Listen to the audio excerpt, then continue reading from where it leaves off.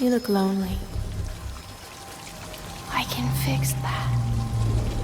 The Irresponsible Captain Tylor, a classic comedy anime from the first year of Billy C's presidency, back in the good old days when things still made sense. God rest your soul, buddy. Soon. Probably, he's getting old. I saw this anime mentioned a few months ago when I covered Martian Successor and again with the Patlabor retrospective, and I totally get why. Irresponsible Captain Tylor is right at home with both of those franchises. A story that borders on parody but doesn't hesitate to get a little serious from time to time, because while it may be a satirical adventure poking fun at other stories from the genre, it is still a sincere story with a message many people need to hear.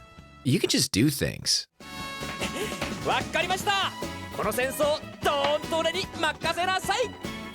Hitoshi Yoshioka, born on July 16, 1960, got his start doing Japanese novelizations of movies like Explorers and Terminator. But in the 80s, he started writing light novels, and one of those novels was a piece largely inspired by a series of movies called The Irresponsible Era of Japan, a satire on the salaryman work life featuring a goofball who continues to climb the corporate ladder despite his feckless nature. Yoshioka really liked that setup and also really liked Star Trek and Space Battleship Yamato, so in 1989 he combined these things together and wrote The Irresponsible Captain Tylor, a novel that would be the start of Yoshioka's most successful series. The story follows Justy Ueki Tylor, a laid-back loser who signs up for the service because, according to him, it's the ticket to the easy life. You get free room and board on top of a paycheck, and there's nothing the ladies like more than a man in uniform. Except maybe his best friend, but the point is that it's basically a dream job from a certain point of view.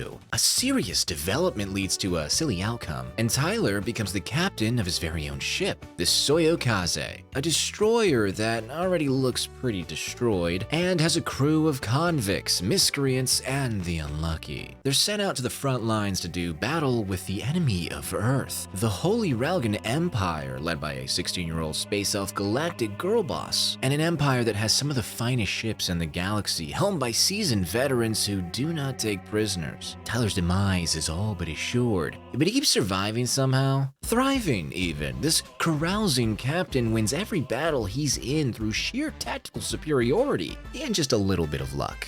Or a lot of luck.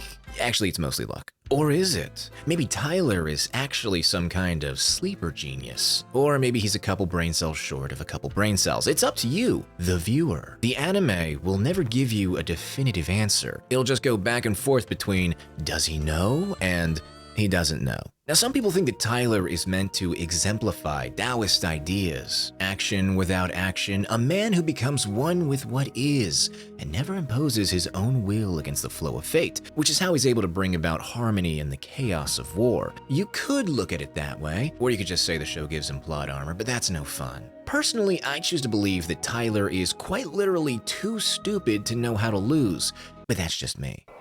アステロイドに突っ込んだのか。アステロイドって何？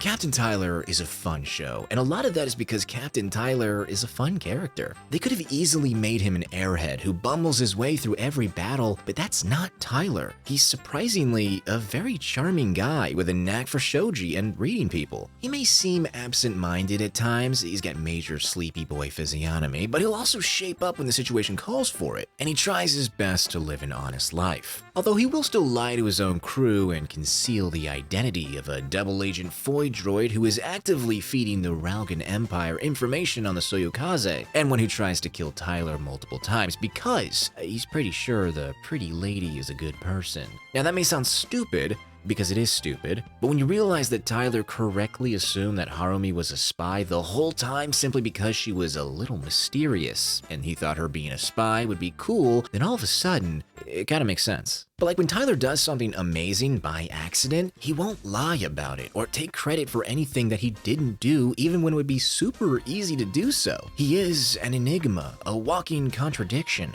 a textbook case of something they don't teach you about in school. Everyone in the show is constantly trying to psychoanalyze Tylor and figure him out. Eventually, we even get a look inside his head, but there aren't too many meaningful answers to be found. It's more or less a mess in there. 僕可愛いことならいつでも遊んじゃう。誰だって拷問されるくらいならバカやってた方が楽だもんね。戻れば英雄出世。けど死んじまったらおしまいだもんね。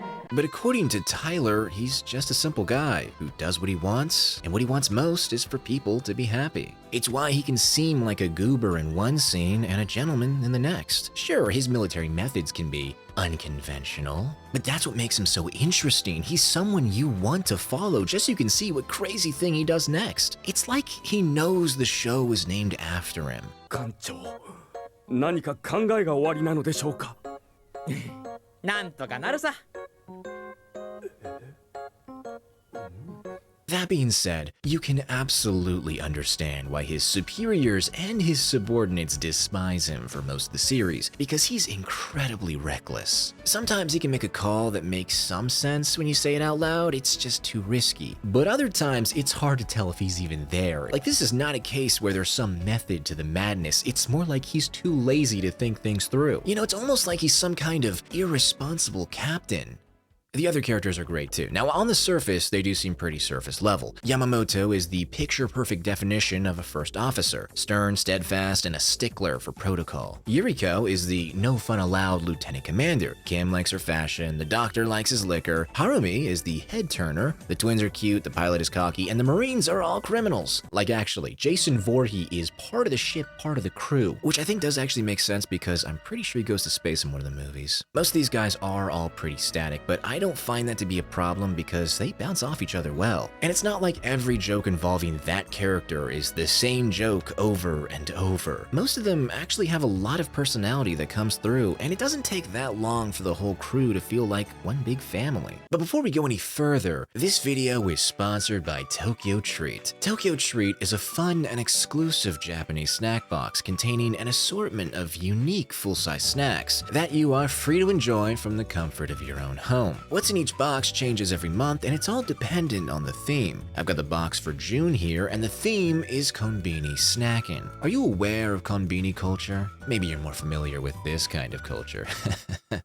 No one loves you. If you take a gander at the booklet that comes with the box, you can read all about these shops and what's offered inside. But I know you're more curious about what's inside this box. And I'll tell you, kimchi kapiki, bourbon chocolate sandwich cookies, ginshari rice ball crackers, grape and muscat gummies, an umaibo cheese stick, and a tasty bowl of maruchan kitsune udon, and a bunch of other stuff, some of which I shall bring special attention to. Let me start off with the special flavor of Kit Kat that's one of those flavors exclusive to Japan, matcha chocolate. Yeah, I guess half this flavor isn't exclusive to Japan, but it's that matcha part that really gives this candy a memorable taste. Next, we have the mini melon pan biscuits. I love these things, so sweet and crispy and just the right size too. Then we got the butter soy sauce potato sticks. Now, I feel like the name kind of sells this one all on its own, but yeah, it is as good as it sounds. There's another thing I knew I was gonna like before I tried it, and that was the retro konpeito, because we love retro things here on the channel, don't we? It's basically Japanese rock candy, and it is great. Now, there are a few other things in this box that I did not cover because I want you to discover them for yourself.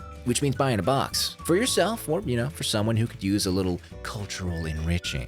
You can sign up for a subscription for one of these boxes and get $5 off your first box by clicking the link in the description below and using my code. This does help the channel out, and now, back to the video. Now, there is one section of the anime that I'm not too fond of. It's right after the Soyokaze is sent into the demotion sector because Tyler didn't submit his paperwork on time, and the higher-ups are tired of all their attempts on his life ending in their own fleets getting destroyed, or an enemy fleet getting destroyed, and Tyler getting all the glory even though he has no idea what he's doing, and now he's even harder to get out of the picture. There's a solid stretch of episodes here where it kind of feels like filler. There's no progress on the war front, and while a couple of these episodes focus on a couple of the side characters and flesh them out some more, it's not anything major, and it's all stuff that probably could have been going on in the background of other episodes. And then you have that one episode with the ghost dimension. Tyler and his crew somehow get themselves into a mostly silly, slightly scary, supernatural situation. And at first you might think it would be a one-off deal, like a joke episode that wouldn't affect the main narrative in the slightest. But this episode is the same episode where they leave the demotion sector. because that ghost that was haunting the Soyokaze was a former captain of one of the admirals that stabbed him in the back in the day. And this admiral thinks that Tylor knows the truth about what he did and is trying to blackmail him into getting new orders. So he orders Tylor to go back to the front to hopefully keep his mouth shut. Now, the ending to this arc is totally in line with the whole Tylor always unintentionally wins in the end thing. But I always thought this section felt like maybe they didn't have enough material to meet the full 26 episode count, so they wrote this stuff to pad out the series. But once you get through this section, it's back to smooth sailing. There's more of a focus on the war, the Ralgan Empire, their top generals, and their empress. Eventually, Tylor meets her face to face, and as he tends to do with most of the female characters in this show, human or otherwise, he gets her to fall head over heels for him without even trying. There is something of a love triangle that emerges between Tylor, Empress Azalin, and Yuriko, and actually like the entire female cast by the end, now that I think about it. それにしてもさすがはパコパコ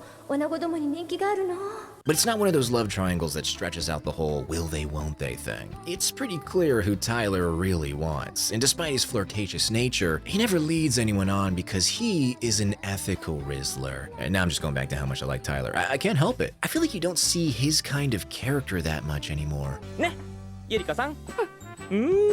いいな、そのストイックな美しさ。あ、キム君も後ろ姿が魅力的。つい見とれちゃうよ。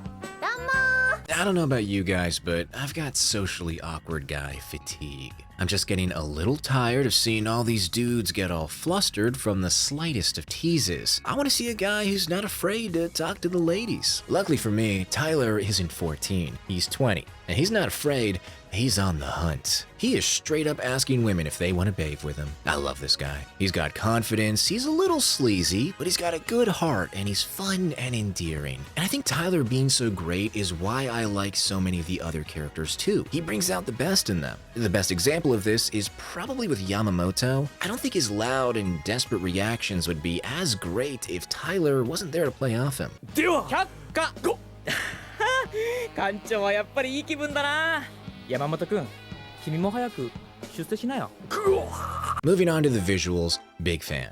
There's nothing crazy going on for most of the series, but all the space battles do look great, and most of the spaceships have really interesting designs. There's a fair amount of space battleship Yamato going on, which is a neat little homage, but then you have the Ralgan ships, which are so much more alien and gnarly. The thing about Captain Tylor is, it actually got a pretty decent budget, and while I think you can see that in the average episode, you can really see it toward the end. Everyone gets so much more expressive, and the backdrops are absolutely beautiful. I've said it before, but there's something truly magical about traditional cell animation that just doesn't transfer over to digital. And where I think that's most apparent is with anything that involves night, especially cities at night. The colors, the shading, and the detail, it all just looks so perfect to me. Same with the character designs, to a lesser degree. They're not crazy amazing, they're sanely solid. They actually remind me a lot of character designs from Gainax anime, even though Tomohiro Harada was not a member. Maybe it's the droopy eyes on Tylor,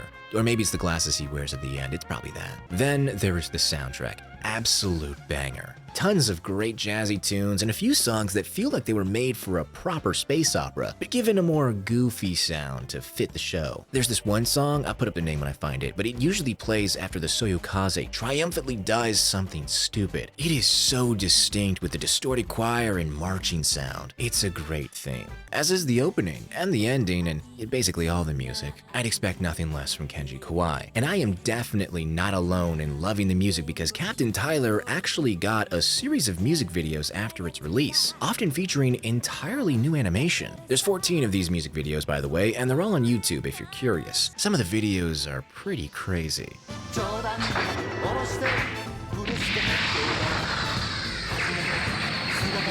You don't see too many anime getting this kind of treatment, but I think it's because this series is so special. Now sure, the story is pretty simple, and it's filled with tons of logical concessions made for the sake of comedy, but it works. I mean, the whole setup is that things always go Tylor's way, so when things end up going his way, it's like, yeah, that's how it be. The funny thing is that the people who are bothered by this are basically the same as Tylor's commanders and adversaries, who are constantly in disbelief at his every action. They're fuming with frustration because it's just so stupid, and nothing they do, no explanation they could muster up, is gonna change anything. That idiot with a goofy smile, tired eyes, and the devil's luck is gonna show up, ignore everything, do something insane, and somehow come out on top.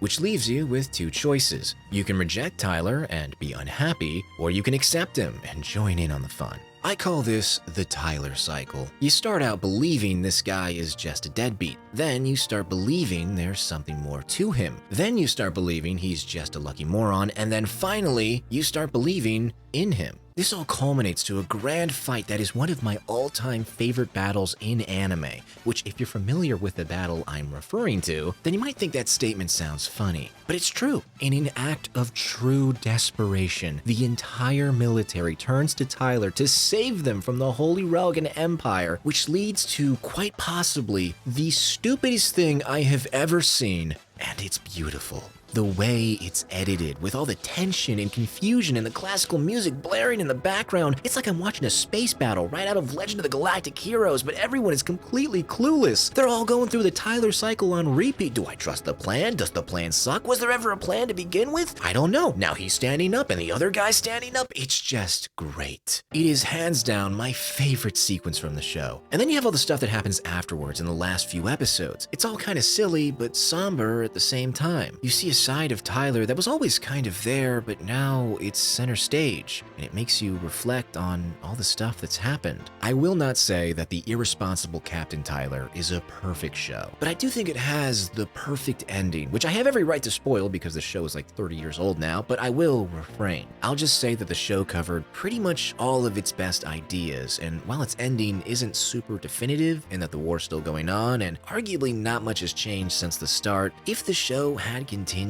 it would have started to feel repetitive and quickly have gotten stale. That brings us to the OVA. It's a 10-episode sequel to the TV series that I don't like very much. For one thing, it doesn't feel like Irresponsible Captain Tylor, for the most part. I mean, Tylor himself is barely in it. In most episodes, he's just a cameo. Instead, the OVA focuses on the side characters, and that isn't a bad thing, but almost all of the episodes feel like filler. And I know that I've already said that about a string of episodes from the TV series, but at the very least, those episodes still had some enjoyable moments thanks to the comedy. But the OVA doesn't really do comedy anymore. It was going for something more serious, which seems to be a trend with so many of these comedy series from the 90s, and for the ones I've talked about before, I'm usually pretty quick to defend them to some degree. But with this OVA, it's different. It's more serious, sure, but I wouldn't call it more mature than the TV show. There were plenty of times when TV Tylor slowed down and had characters have real conversations about what they want from life. In the OVA, these conversations are kind of bland, and most of the episodes themselves are pretty boring, except for the first two. And there is a reason for that. Now, you may have noticed by now that some of this OVA looks a little different from the TV show, and that's because they got a different director for most of it. The TV show and the first two episodes of the OVA were directed by Koichi Mashimo, my favorite alcoholic. I love the way this guy storyboards scenes. He always finds a way to make something interesting to look at. I actually didn't realize that he directed Captain Tylor until I rewatched it recently, but now all the staring in the big final fight makes a lot more sense. The first two episodes of the OVA look pretty much the same as the TV show, and they're the only two episodes that I say actually feel like the TV show too, although maybe just a tad more extreme. では3つ目の問題だが、そのモテモテのそよ風がなぜ守備よく逃げおおせなかったのか。Now, I'm still not convinced that these episodes were good enough to warrant upending the ending, but there is plenty of comedy and some interesting developments in the plot that do make them kind of worthwhile. It's the other episodes that are the problem. Those are the ones that feel like filler. Episodes that invent new, uninteresting characters for the character we do care about to interact with in by-the-book 30-minute adventures that won't change how you view anything. Episode 3 has Azalin reunite with a childhood friend she never mentioned before, and he's got amnesia. Ooh. Episode 4 follows Kojiro, a hot-headed pilot who hates women. But for this episode, he's just a test pilot, and all that happens is test pilot stuff. The twins he sort of had something going on with during the TV run don't even appear. All this stuff shouldn't be boring, but it is, and I could go on with the other episodes, but there's really no point. Nothing happens for most of the OVA, and the stuff that does happen is usually stuff that was already done better in the TV show. But the worst part is that the final episode introduces a completely new threat to the galaxy in the second half, one that unites the Earth forces and the Holy Ralgan Empire against it, and then it just ends on a cliffhanger. And it's been like 30 years at this point. I don't think we're getting a continuation. I don't know what went wrong with the OVA. It seems like they were trying to make a more serious story, but they ended up removing all the personality from this series. It's almost like it turned into a completely different series, especially because of all the redesigns after the Mashimo episodes. Redesigns that look cheap and generic to me. Originally, I planned on blaming the new director because that's always easy, but it's now Yuki Yoshinaga, the same guy who directed the Patlabor TV show and episode 7 of the OG Patlabor OVA, as well as one of the parts for Parasite Dolls. I like all those things, so I don't think it's him, so I did a little noticing, and now I think that the issue was Hiroyuki Kawasaki. That makes it sound like I think he's the bad guy. No, he's great. He's the guy who wrote the scripts for Martian Successor and for what is probably my favorite AU Gundam. He also worked on the Captain Tylor TV show, but not the OVA. So I'm pretty sure that's why I find the OVA boring. As for the downgrade in visual quality, I mean, it was the mid-90s, the economy sucked, and the OVA format wasn't nearly as lucrative as it used to be. I'm sure they just ran out of money or something. I said a minute ago that I thought it was for the best that the TV show ended the way that it did, but there are a couple of loose ends that could have been the basis for a short sequel. The romance and the Prime Minister. Now, the romance was never that big of a component of Tylor's story, and it is something that's mostly resolved at the end, but they could have pushed it a bit more. As for the Prime Minister, he's basically the real big bad who's orchestrated the war by staying in the shadows and doing some shady things. So I thought that this OVA was going to involve Azalin deciding to join Tylor's crew again because she wants to marry him or something, and the Prime Minister uses her disappearance as a chance to seize power for himself. And of course, on Tylor's ship, there'd be some tension between Yuriko and the Empress, but ultimately Tylor would solidify his relationship with Yuriko, and then accidentally stop the Prime Minister's coup somehow. That could have been something at least, but instead we got a whole lot of nothing, and a prelude to something that never ended up happening. The Captain Tylor OVA is what I would consider wasted potential. It's an unfortunate stain on an otherwise great series, but you know, at least it didn't ruin the legacy of Captain Tylor or anything like that. That brings us to the Irresponsible Galaxy Tylor. Do not watch this. セーラー服を着た老人の名はサイボーグ JK 崇高な男性同性愛者で孤高の戦士である I really should just move on, but for the sake of completion, The Irresponsible Galaxy Tylor is a 12-episode series of 3-minute shorts that tells the new adventure of Banjo Ueki Tylor, a Yamamoto robot, and a descendant of Azalin, set in the far, far distant future. To be honest with you, I don't even remember what happened. I think they were trying to find the center of the universe or something. There's a fake Tylor that shows up, I remember that part, and their ship's AI is a sexy pirate lady. This anime was made by a studio that mostly makes hentai. I'm sure that the intention was to bring back an old favorite by making something new that might get new people curious about the original, but they did a really bad job and they should feel bad. What they should have done, if they really wanted to make more Tylor, was do a remake, but this time, follow the light novels. When the production committee for Captain Tylor was seeking out a studio to animate the novels, it had its pick of studios both big and small. Tatsunoko Production ended up winning the bid, which seemed like a great outcome at the time. I mean, it's the same studio that made Macross after all. Perfect fit, right? But Tatsunoko Production had some notes for the novels, and Tylor's production committee decided to let the studio have the final say on the story for the anime instead of Yoshioka. So a lot of the stuff that's in the anime is very different from the source material. Tylor, for instance, is 20 years old in the anime, but in the novels, he's 25 and gets all the way up to 30 by the end. Azalin, on the other hand, is 16 in the anime. but only 10 years old in the first novel. I list out some more, but it is a little hard to find information on all the changes since the light novels never got official releases outside of Japan. But like at one point, Tylor travels back in time to the Meiji period, so I think we can safely conclude there's some pretty big differences between the two versions. And because of all these changes, Yoshiaka had some complicated feelings toward the anime for a while. It's undeniable that it helped to boost sales of his novels, but it made him feel like the thing he's now most known for is a thing that's not really his. Because when someone says they love Captain Tylor, they're probably not talking about the novels. He even went so far as to claim that the anime destroyed the worldview of his original work. That's pretty harsh. However, he did mellow out over time and eventually decided to rewrite the main story to better fit with the anime. He also decided to write a sequel manga to the OVA, but the magazine that published it went under before it finished. If you're wondering what he's up to now, well, Hitoshi Yoshioka passed away at 62 at the start of 2023. I feel kind of bad that he never got the Tylor anime adaptation he really wanted. I do wonder if I would have liked to have seen something more true to the novels, and if that version would be as fondly remembered as the old anime. It's entirely possible that it could have been another Full Metal Alchemist situation, but it's also entirely possible that it would have turned out like Gunslinger Girl. Regardless, I do love this show, and it will continue to hold a special place in my heart, despite the lackluster OVA and the crime against humanity that was Galaxy. If you haven't seen it yet, then you should definitely check it out. It's not too hard to track down. They did just release a Blu-ray a couple of years ago, so there is that option. Or the other option. Anyway, until next time, Ave Maria, Deus Vult, and a big thank you to all the cultured.